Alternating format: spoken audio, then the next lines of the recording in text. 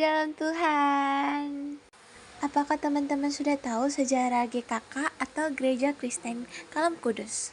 Jika belum, izinkan saya untuk sedikit berbagi ilmu yang sudah saya pelajari dari gereja tersebut. Jika ada kesalahan di penjelasan saya, mohon maaf. Bisa teman-teman perbaiki di kolom komentar. Makasih. GKK, Gereja Kristen Kalam Kudus. Latar belakang lahirnya GKK di Indonesia. GKK lahir dari misi Evangelis China Fellowship atau ESCF yang dipimpin pendeta Andrew Gi di Shanghai. Setelah RRC berdiri di tahun 1949, FSC memindahkan ladang pelayanan di luar Tiongkok, termasuk Indonesia, dengan fokus KKKR, penginjilan dan pelayanan sosial bagi yatim piatu dampak perang saudara.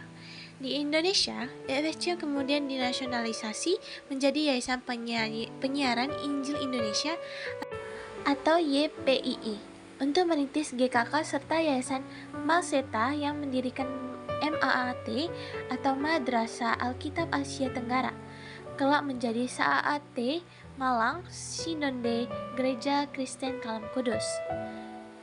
Saat Andrew Gi mengadakan KKR di Medan, pada tahun 1950, ia bertemu Dr. Peter Wongso dan dokter itu menjadi motor penggerak pertumbuhan GKK dan jaringan sekolah Kalam Kudus di seluruh Indonesia. Juga memimpin MAAT. Dari lulusan MAAT, banyak diutus membuka pos PI GKK di berbagai kota, yaitu Medan, Jakarta, Bandung, Solo, Yogyakarta, Surabaya, Malang, Jayapura, dan lain-lain. Susunan pengurus GKK nasional dari periode aktif Majelis Sinode periode 2024 sampai 2027. Teman-teman bisa melihat nama-nama dari ketua, wakil ketua, sekretaris, wakil sekretaris, bendahara, wakil bendahara, dan bidang persekutuan dan kemitraan. Ada juga bidang pembinaan, bidang pemuda dan remaja, bidang sarana prasarana, bidang aset manajemen, bidang pengembangan digital, bidang pendidikan, bidang ibadah, bidang misi, bidang pelayanan, bidang anak, dan bidang pengembangan SDM. Ada foto keunikan gereja GKK, yaitu logonya sendiri, yang memiliki makna dari setiap elemen dari setiap logo tersebut adalah perisai melambangkan iman dan pengetahuan yang berdasarkan Alkitab. Salib mewakilkan tindakan penebusan Yesus Kristus, dan Alkitab menunjukkan firman Tuhan sebagai sumber kebenaran. Warna biru melambangkan langit dan dunia yang diciptakan Tuhan. Warna merah melambangkan darah dan kasih pengorbanan Yesus, sedangkan lingkaran melambangkan sifat universal dengan wawasan luas beradaptasi pada situasi lokal. Ini tidak kalah menariknya, ada satu pendeta yang menginspirasi dari gereja tersebut, yaitu Bapak Pendeta Dr. Peter Wongso. Beliau lahir pada tahun 1932, lalu beliau pindah ke Indonesia pada tahun 1949. Beliau bertemu dengan Andrew Gi saat di KKR di Medan. Beliau kemudian memimpin MAAT, yaitu Sekolah Teologi yang menjadi pusat pembentukan penginjil dan gembala GKK, menekankan misi penginjilan dan mengutus lulusan ke banyak kota untuk merintis pos pelayanan GKK.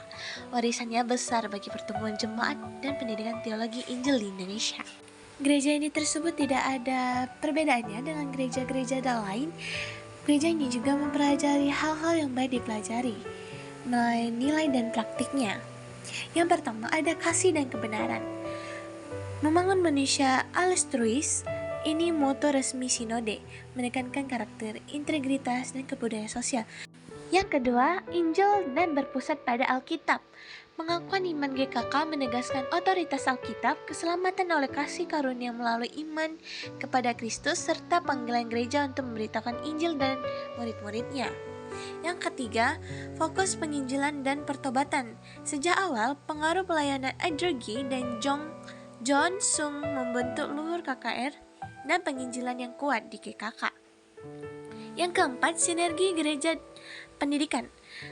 Jejaring sekolah Kristen Kalam Kudus tumbuh dari misi yang sama, banyak jemaat yang berkembang bersama sekolah, sehingga pembinaan anak remaja bersama makin menonjol. Yang kelima, pelayanan lintas usia dan pembinaan struktural. Di tingkat sinode ada bidang anak, pemuda remaja, pembinaan, misi, pelayanan, dan lain-lain, menunjukkan perhatian pada pertumbuhan rohani jemaat dari anak sampai dewasa. Sekian penjelasan sejarah GKK dari saya. Jika ada kurangnya, saya mohon maaf yang sebesar-besarnya. Semoga apa yang saya sampaikan berguna untuk diri saya sendiri dan banyak orang pada khususnya. Bye-bye, shalom.